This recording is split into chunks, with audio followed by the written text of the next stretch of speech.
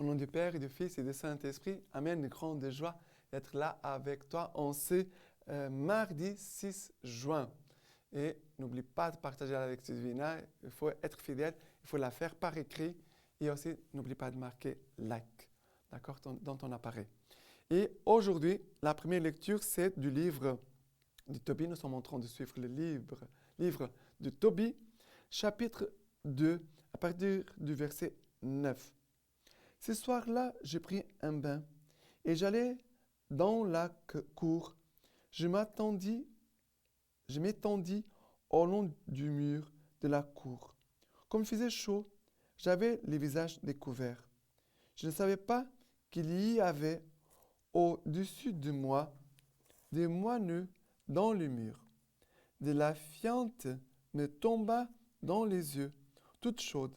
Elle provoqua des taches blanches que j'ai dû aller faire soigner par les médecins.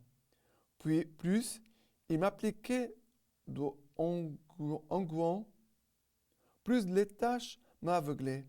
Et finalement, la cécité fut complète. J'ai resté 4 ans privé de la vue. Tous mes frères en furent désolés.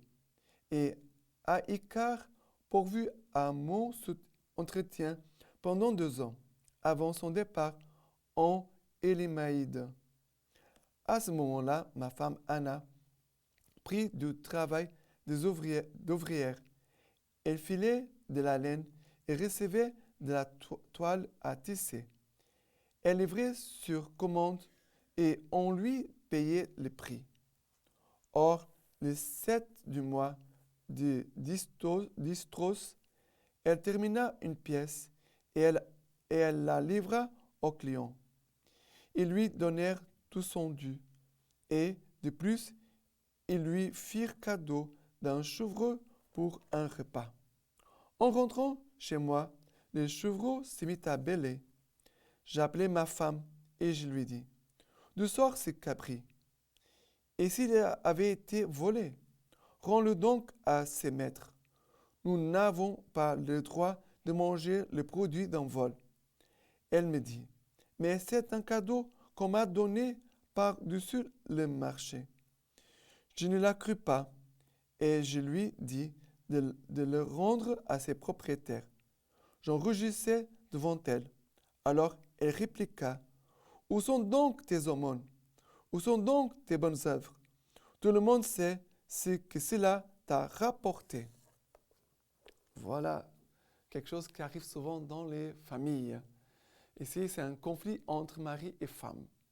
Mais voyez, Tobit est devenu aveugle. Sa femme, Anna, doit travailler aussi pour soutenir la maison. Jusqu'ici, ça va, parce qu'elle comprenait bien qu'il fallait faire quelque chose pour aider la maison. Après, il y a le cadeau, une chèvre, un chevreau, que Anna va recevoir en plus de l'argent. Et elles arrivent à la maison et Tobit, il entend le bruit du chevreau. Il va se demander, peut-être cela a été volé. On ne peut pas manger. Il va dire, nous n'avons pas le droit de manger les produits d'un vol.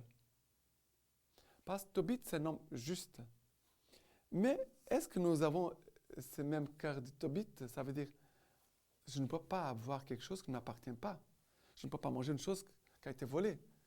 Mais ce n'est pas moi qui a volé, on m'a donné. Alors, là, il y a des gens qui vont peut-être dire ça. Ce n'est pas moi qui a volé, c'est un autre qui a volé, alors je peux les garder pour moi. Non. Pour Tobit, c'est quelque chose qui a été volé, ne nous appartient pas. Il faut le donner au propriétaire. Ici, ce sont des choses simples. Et jusqu'ici, il a raison. Tobit, il a raison. On ne peut pas garder quelque chose qui ne nous appartient pas. C'est la justice. C'est la justice ici. La vertu de justice. Mais, qu'est-ce qui se passe? La femme qui avait gardé beaucoup de choses, parce que maintenant elle travaillait, et lui était à la maison, il était aveugle, il ne pouvait pas l'aider. Et la femme qui a gardé beaucoup de choses, maintenant elle explose. Elle explose contre lui et contre Dieu. Elle va dire, où sont donc tes aumônes? Où sont donc tes bonnes œuvres? Tout le monde sait ce que cela t'a rapporté. Ça veut dire, tu as fait des aumônes aux pauvres. Tu as fait de bonnes œuvres à cause de ton Dieu. Mais à quoi sert tout ce que tu as fait? C'est cela qu'elle est en train de jeter dans la figure de Tobit. Tu as fait de bien envers ton Dieu, tu as fait de bien envers les autres. Qu'est-ce que cela a produit? Qu'est-ce que cela a aidé? Vois ta situation. Regarde. Si ton Dieu t'aimait, il ne te laisserait pas comme ça.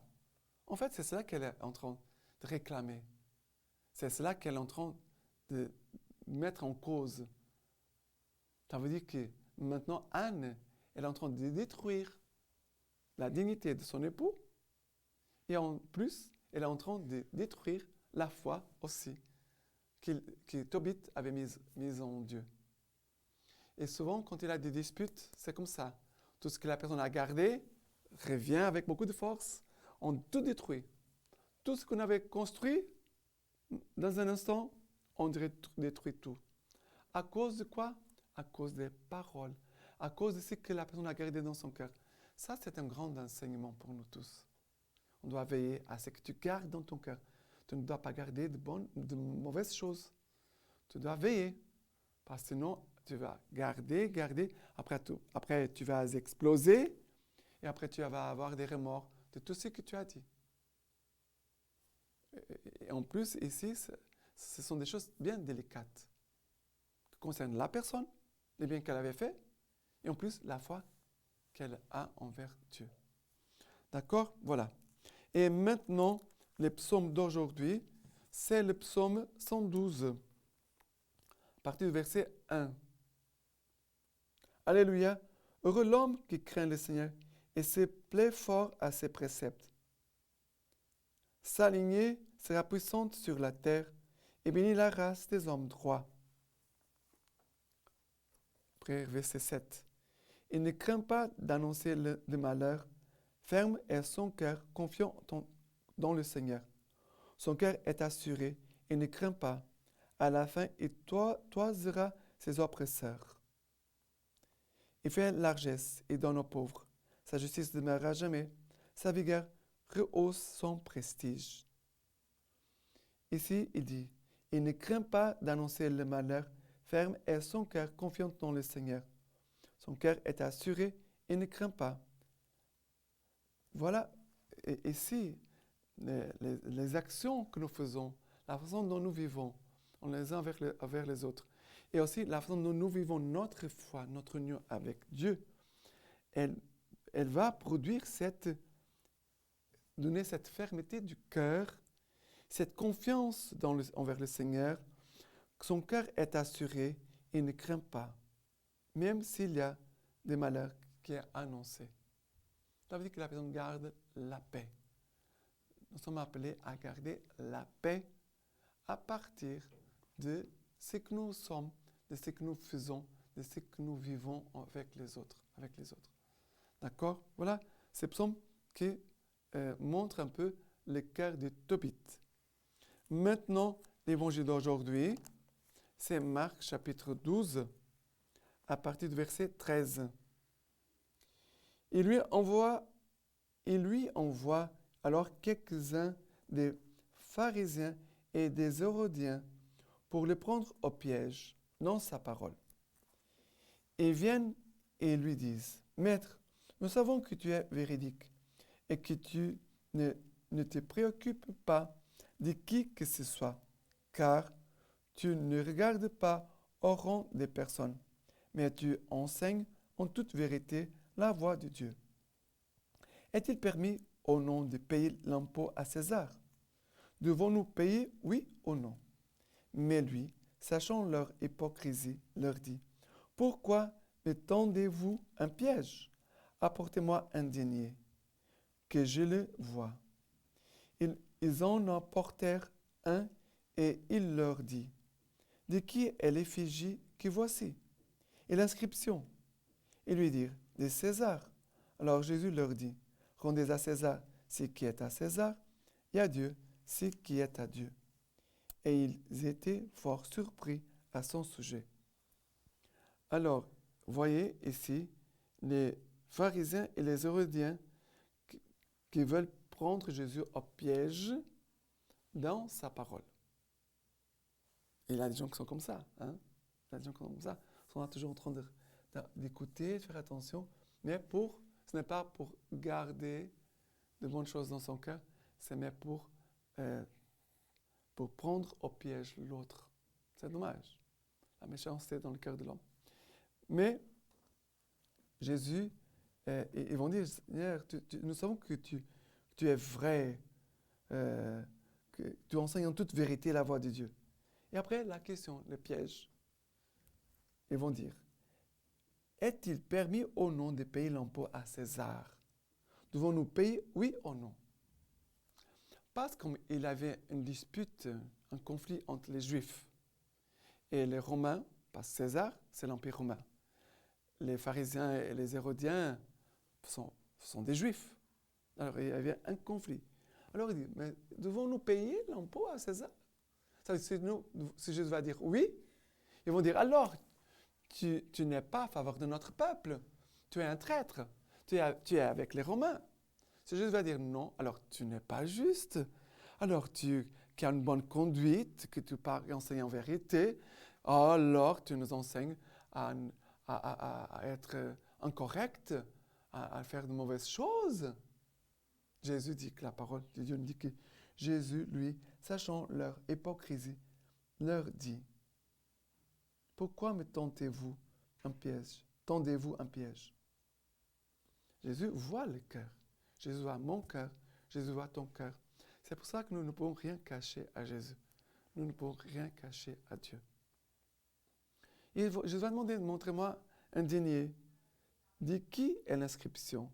De qui est l'effigie? Ils vont répondre de César. Alors Jésus va dire, donnez à César ce qui est à César et donnez à Dieu ce qui est à Dieu. Ah! Jésus va dire, rendez à César, ça veut dire, le denier appartient à qui? C'est l'effigie, c'est César. Il faut lui donner ce qui lui appartient. Mais donner aussi à Dieu ce qui est à Dieu. Jésus a rajouté ici quelque chose de très important. Et c'est là, ici, nous voyons la justice. Ça veut dire que tu dois donner aux hommes ce qui leur est dû, et tu dois donner aussi à Dieu ce qui est dû à Dieu. Très important. C'est cela la vertu de justice, ici. Jésus est en train de dire, voilà, faites attention à ce que vous faites, mais donnez aux hommes ce qu'il faut donner aux hommes, et donnez à Dieu ce qui est à Dieu.